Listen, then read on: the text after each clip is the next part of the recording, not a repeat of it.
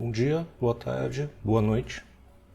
A ideia de gravar esse vídeo é discutir alguns aspectos dentro de classificação de sinais que vão ser importantes mais para frente dentro dessa disciplina. Então, a primeira classificação que eu gostaria de abordar aqui seria a distinção aqui entre sinais contínuos e sinais discretos.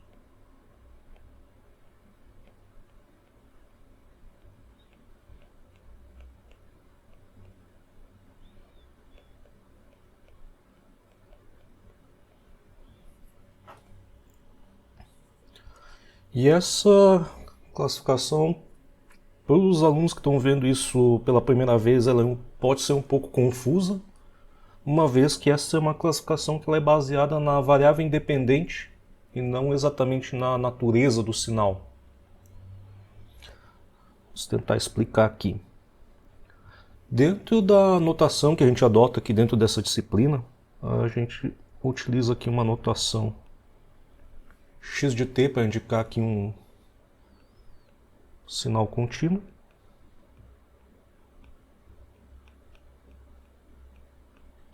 E x de n em colchetes para indicar aqui um sinal discreto.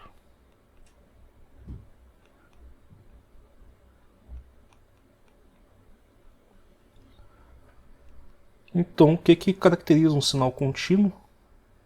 Ele é caracterizado, então, portanto, por meio da variável independente, seja ela tempo, posição ou qualquer outra coisa que você utilize para descrever um sinal.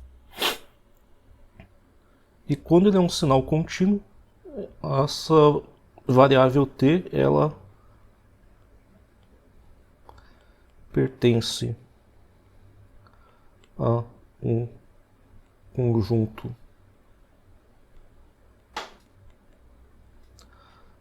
não contável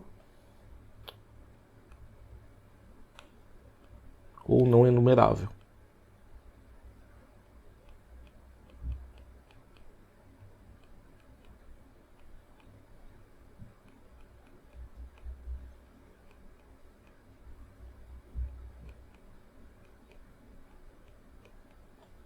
E, para o sinal discreto, n pertence a um conjunto contável ou enumerável.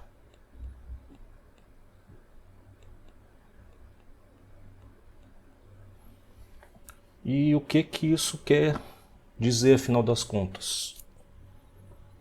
Existem certos conjuntos nos quais você consegue indicar um a um quais são os elementos que pertencem a esse conjunto. Por exemplo, se a gente gerar aqui um conjunto de frutas,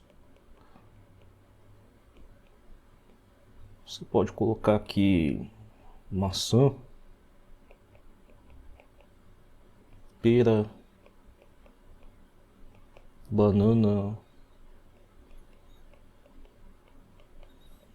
sei lá, tomate, dizem que é uma fruta,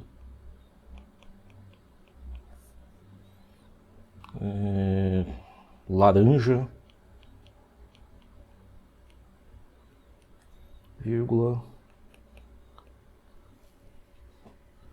e mesmo que esse conjunto ele tenha um número infinito de elementos, de qualquer maneira você consegue pegar e descrever os elementos desse conjunto um a um.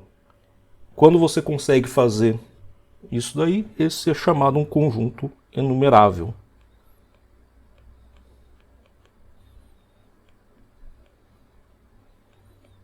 Ou seja, um conjunto que você consegue enumerar os elementos um a um. Exemplos de conjuntos enumeráveis clássicos são o conjunto dos números naturais,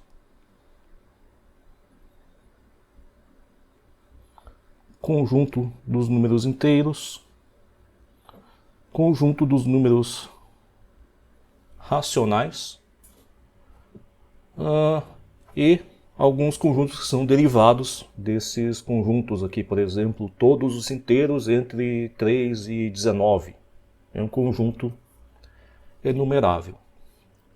Em contrapartida, existem certos conjuntos aos quais a gente não consegue mais fazer essa operação de dizer um a um quais são os elementos. E exemplo clássico seria, por exemplo aqui x pertence a R. Vou colocar assim, conjunto A,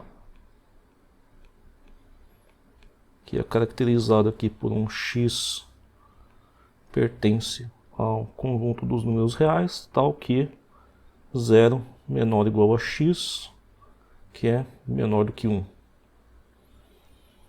Por exemplo, todos os números reais maiores ou iguais a 0 e menores do que 1. Note que se a gente fosse tentar fazer o processo de enumeração aqui, a gente conseguiria aqui dizer que pertence a esse conjunto aqui o 0. Entretanto, quem que seria o cara ligeiramente à direita do 0? Poderia tentar colocar aqui como 0.000001. Mas, entretanto, é fácil provar que existem infinitos números reais entre 0 e 0.00001. Então, isso aqui, obviamente, não funciona. Quando você não consegue pegar esse conjunto e dizer um a um quais são os elementos que pertencem a ele, esse tipo de conjunto é chamado de conjunto não enumerável. Enumerável.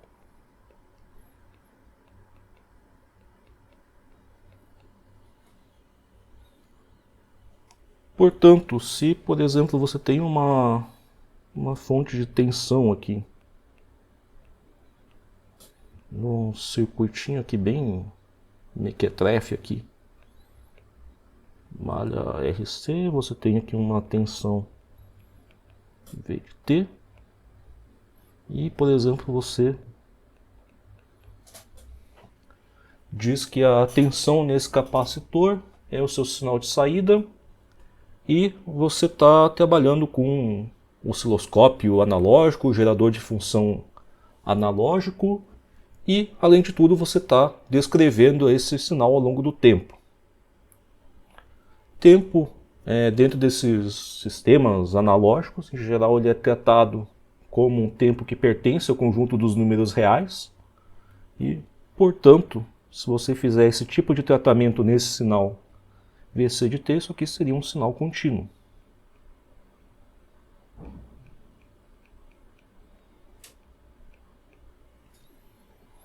Quanto a sinais discretos,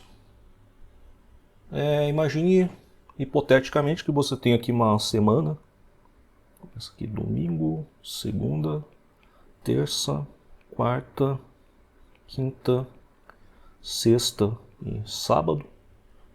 E você poderia descrever a sua carga horária aqui dentro da universidade, em número de horas, em função aqui dos dias da semana.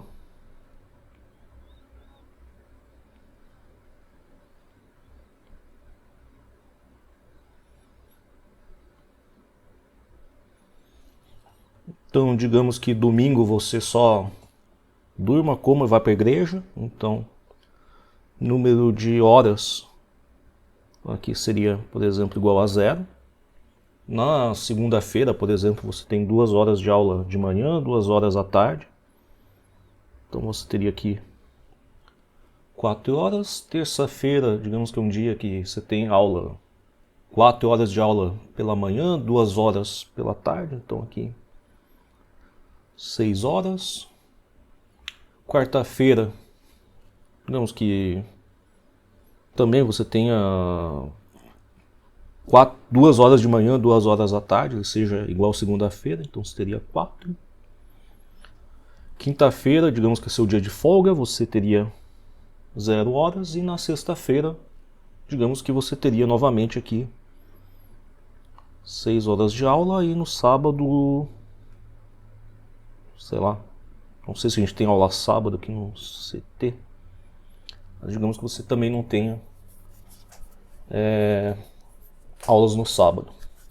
Então você poderia descrever essa sua carga horária por meio de um sinal. E segundo essa representação, ele seria um sinal discreto, em que N aqui seria, por exemplo, o dia da semana.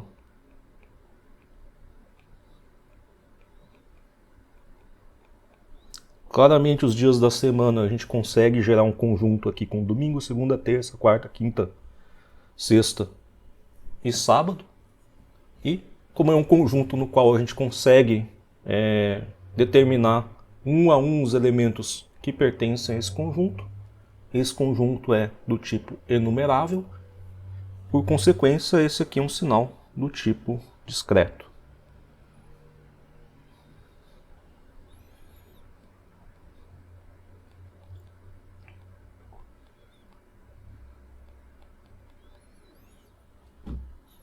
Digamos que você seja uma pessoa bastante distraída e tome muitos tombos na rua.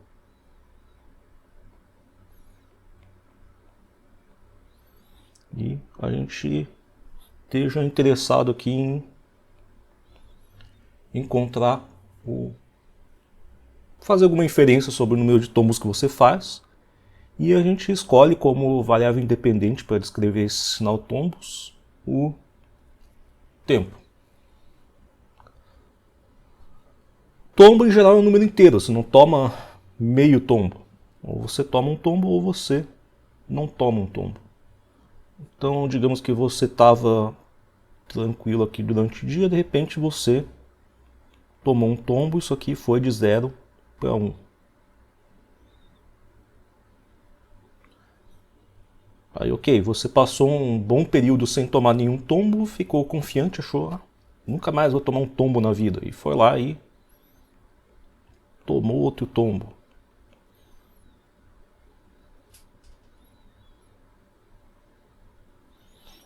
E aí você ficou bastante cuidadoso por um longo período de tempo. Só que, sei lá, teve um final de semana que você resolveu beber pra caramba e voltar para casa a pé, obviamente depois de acabar a pandemia. E aqui, por exemplo, nesse final de semana você levou vários tombos até chegar em casa.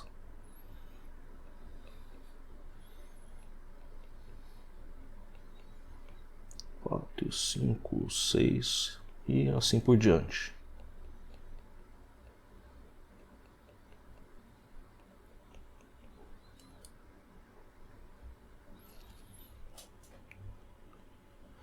Então, a variável independente que está descrevendo esse sinal é uma variável do tipo temporal. Além disso, é uma variável do tipo temporal que pertence ao conjunto dos números reais, certo? Essa representação aqui ela acaba implicando aqui que existe um conjunto dos números reais entre 0 e aqui um limite superior dessa reta. E o fato do tempo ser uma variável que pertence a um subconjunto dos números reais implica que esse conjunto ao qual o tempo pertence ele é não enumerável e, portanto, esse sinal aqui também é um sinal contínuo.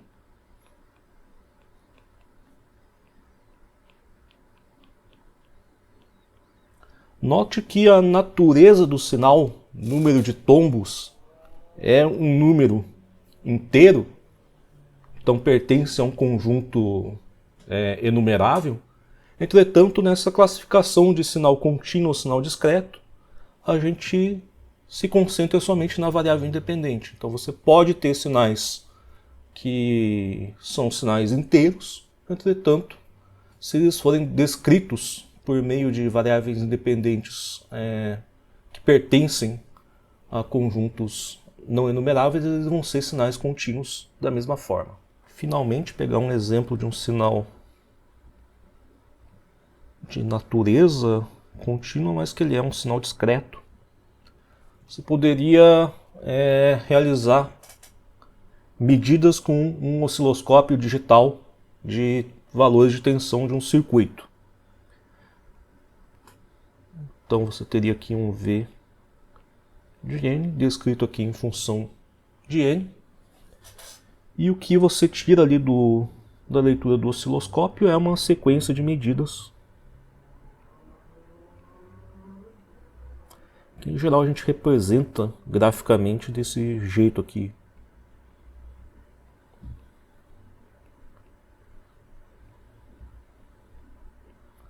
O nome em inglês disso aqui é STEM.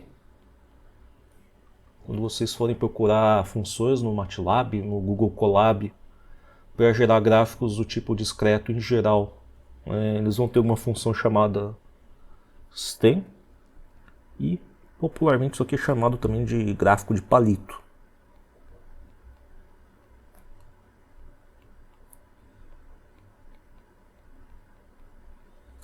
De maneira bem coloquial, uma vez que o gráfico é formado por esses palitinhos ali. A princípio, se o seu osciloscópio ele for muito bom, essas leituras que você vai fazer dos valores de tensão elas vão ser quase que pertencentes ao conjunto dos números reais. Obviamente, o fato de ser um sistema digital implica que essas leituras elas precisam ser quantizadas. Mas vamos imaginar que é um osciloscópio imaginário, no qual se a tensão for 3,141592 etc. volts, ou seja, pi volts, ele vai fazer uma medida exatamente aqui de pi volts.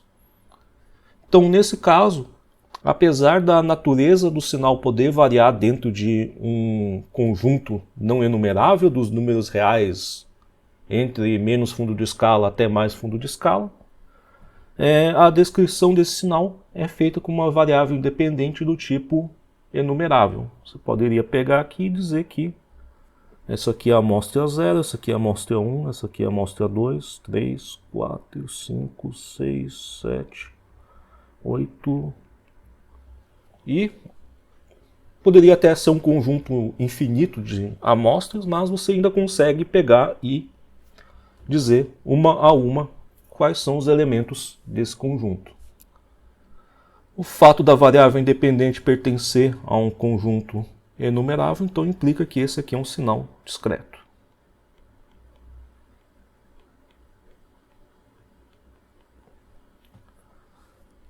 Dentro dessa disciplina de processamento digital de sinais para telecomunicações, a maior parte dos sinais com os quais a gente vai trabalhar são sinais do tipo discreto, quando você encara esses sinais no seu domínio original.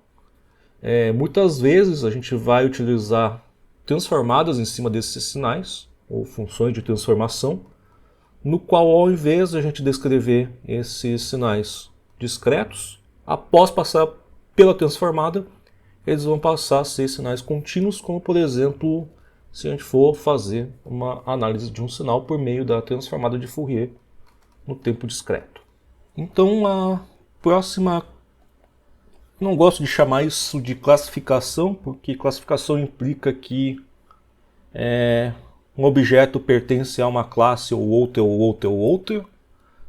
Nesse caso, a maior parte dos sinais eles não são nenhuma coisa nem outra, mas como é parecido com a ideia de uma classificação, a gente acaba estudando aqui junto, que é sinais pares e ímpares.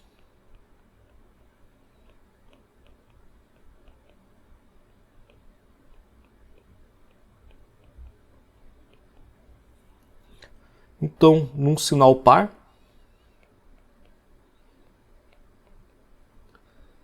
todo sinal par ele tem essa propriedade. Se você pegar o sinal x de t e realizar uma troca do sinal da variável independente, isso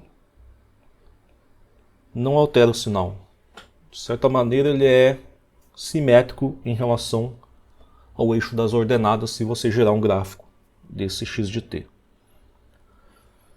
Exemplos de alguns sinais pares, você tem cosseno de ômega t em relação a t, ele é um sinal par. Se você trocar o sinal do t, o sinal continua o mesmo. E você tem o oposto, você tem sinais ímpares.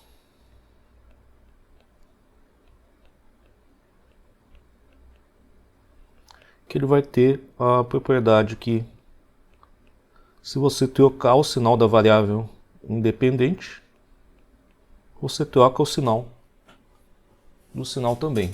Então ele tem uma antissimetria em relação ao eixo das ordenadas. O seno é um sinal ímpar, x de t igual a t também é um sinal do tipo ímpar, etc, etc.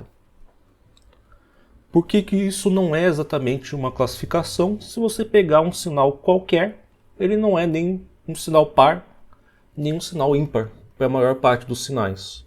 Se você tentar aplicar essa propriedade para um sinal qualquer que você produza aqui, sei lá, x ao quadrado mais x, olha só, t ao quadrado mais t, esse sinal ele não vai ser nem par, nem ímpar. Por isso que classificação não é exatamente o que a gente está fazendo aqui.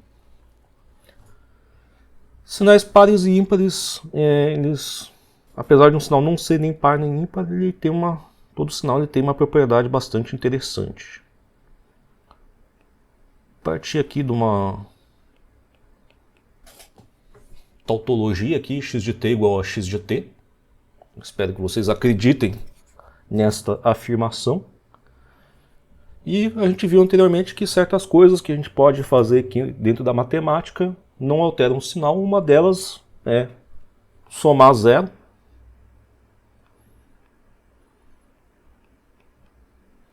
Então, por exemplo, se a gente somar aqui zero, esse sinal a gente não está alterando ele. Entretanto, a gente vai fazer esse zero ser igual a x de t, aliás, x de menos t,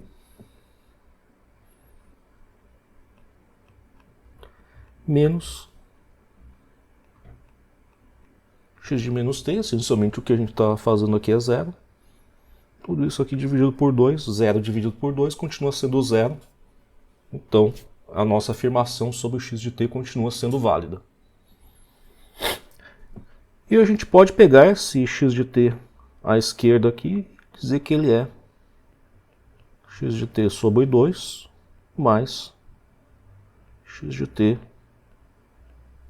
sobre 2. Também não está alterando nada. E pegar esse pedaço aqui e vamos colocar aqui como x de menos t dividido por 2 menos x de menos t dividido por 2. E agora a gente vai agrupar esses termos aqui de uma maneira em que você tem aqui primeiro um termo x de t mais x de menos t dividido por 2 e uma segunda parte que é aqui x de t menos x de menos t dividido por 2.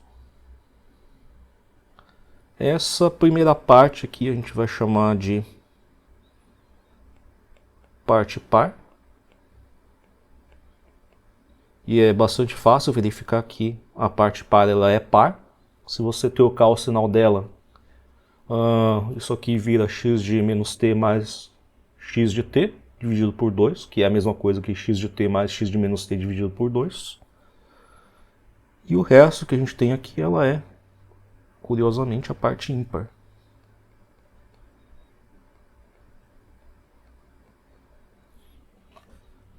Também é fácil verificar que a parte ímpar ela é ímpar. Se você trocar o sinal dessa parte ímpar, você troca o sinal próprio sinal e verifica que x de trocar o sinal da parte ímpar implica numa troca do sinal do próprio sinal. Espero que não tenha ficado muito confuso isso. Então, todo sinal, independente dele ser par ou ímpar, ele tem uma parte par e uma parte ímpar, em que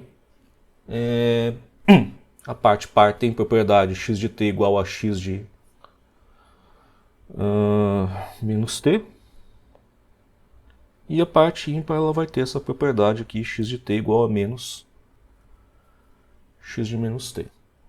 Além disso, outro critério que pode ser utilizado para classificar sinais é quando você classifica os sinais como periódicos e aperiódicos.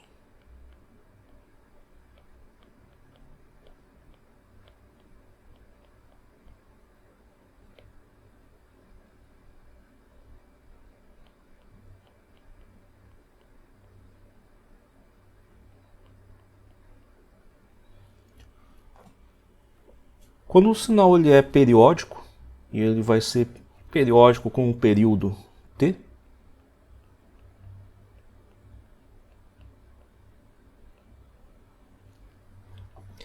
ele vai ter a seguinte propriedade aqui. Se você pegar ele, x de t, ele vai ser igual a x de t mais o período, sendo que o período ele precisa pertencer ao mesmo conjunto da variável independente para ele ser um período válido. Em particular, quando o conjunto da variável independente também é um conjunto numérico, essa propriedade de periodicidade, então, ela vai acontecer. Você consegue aplicar novamente a propriedade aqui, dizer que isso aqui é igual a 2t.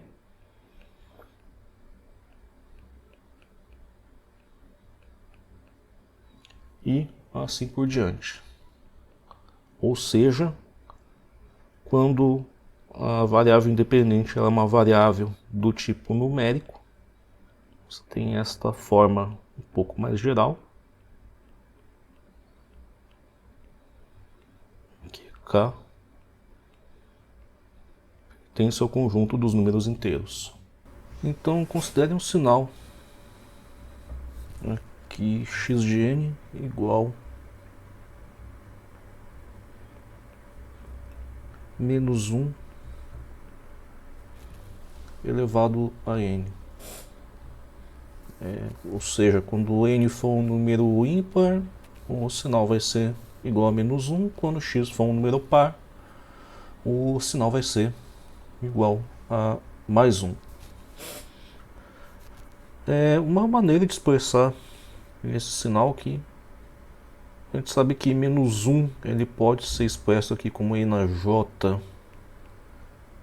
π, fazendo uma regularização para o plano complexo, elevado a n. Isso aqui pode ser transformado aí na j π n, que por sua vez, usando propriedades de números complexos, a gente pode transformar isso aqui no cosseno de π n mais j seno de π n. Certamente, se a gente fizer aqui, por exemplo, x de n mais 2, por exemplo, isso aqui vai virar o cosseno de π n mais 2 mais j seno de π n mais 2.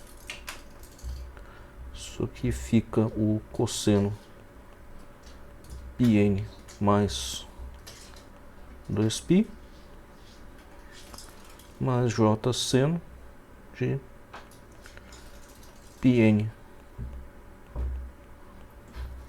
mais 2π cosseno de θ mais 2π é igual ao próprio cosseno de θ, seno de θ mais 2π é igual ao próprio seno de θ. Portanto, aqui eu tenho cosseno de πn mais j seno de πn. E isso aqui, por sua vez, é igual a x de n. Portanto, esse sinal é x de n igual a menos 1 elevado a n é periódico.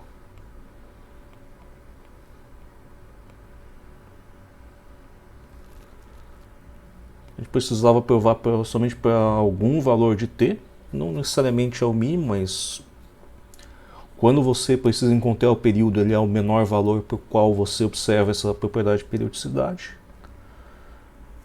E com isso a gente conclui que esse sinal proposto ele é um sinal do tipo periódico e com um período igual a 2. 2 pertence ao conjunto da variável independente. Esqueci de colocar aqui para n pertence ao conjunto dos números inteiros. E, portanto, x de n igual a menos 1 elevado a n é periódico. Finalmente, existe uma última classificação de sinais, que também é o mesmo caso dos sinais pares e ímpares. Não é bem uma classificação, uma vez que a maior parte dos sinais encontrados na natureza não podem ser encaixados como sinais puramente de uma classe ou puramente de outra, mas é uma caracterização de sinais como sinais determinísticos.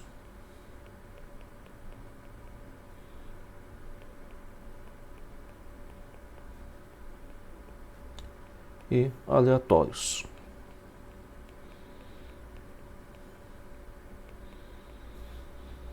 Então, sinais determinísticos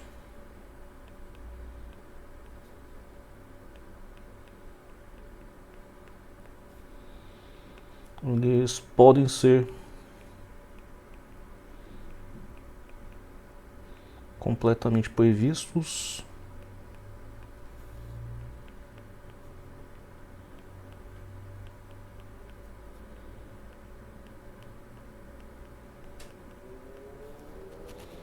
eles costumam ser descritos por equações, por tabelas, e são comportamentos em geral conhecidos previamente. Por exemplo, movimento dos planetas ao redor do sistema solar, a princípio, é algo que pode ser previsto, tanto que a gente consegue fazer previsões precisas sobre datas de fenômenos como eclipses. A posição dos planetas também ela pode ser medida ou pelo menos prevista de maneira razoavelmente precisa.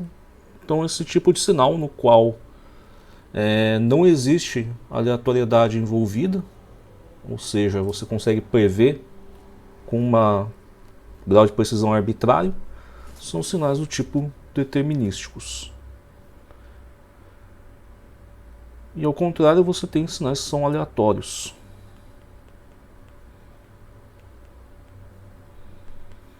Que são sinais aleatórios, são sinais que não podem ser previstos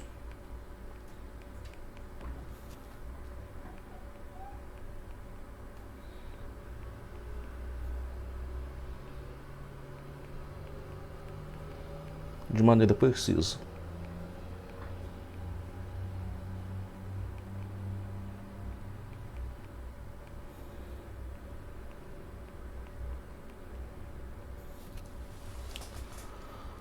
A essa altura do curso vocês já devem ter realizado, apesar da pandemia, alguns experimentos de laboratório.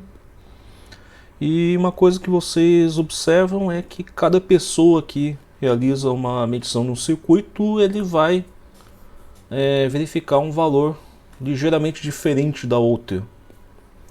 Isso, em geral, acaba sendo modelado por um ruído aditivo em cima do valor real de uma medição de tensão, por exemplo, de um circuito, e você não consegue medir por quanto que vai variar esse sinal ruidoso que está sendo adicionado à sua medida real.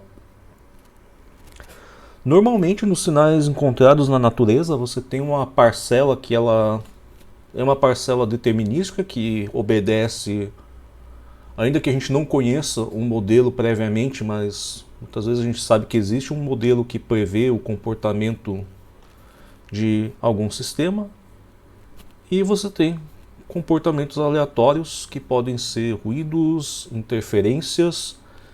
Existem alguns fenômenos na natureza que são de natureza intrinsecamente aleatória. Você tem uma série de fenômenos quânticos, como por exemplo spin do elétron, que podem adquirir natureza puramente aleatória. Então não é simplesmente ruídos. Muitas vezes o fenômeno ele é intrinsecamente aleatório.